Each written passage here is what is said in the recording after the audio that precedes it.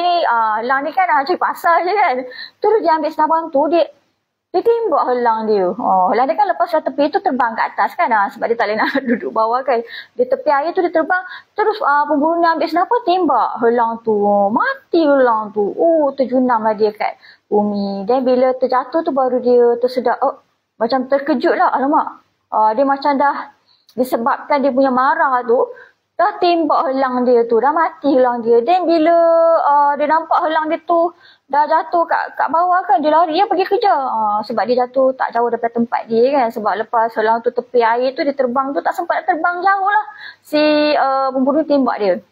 Dan bila dia dah sampai kat tempat helang dia jatuh tu kan. Nampaklah helang dia dah mati. Terbeliak mata kan. Terbeliak mata macam seolah-olah cakap kan.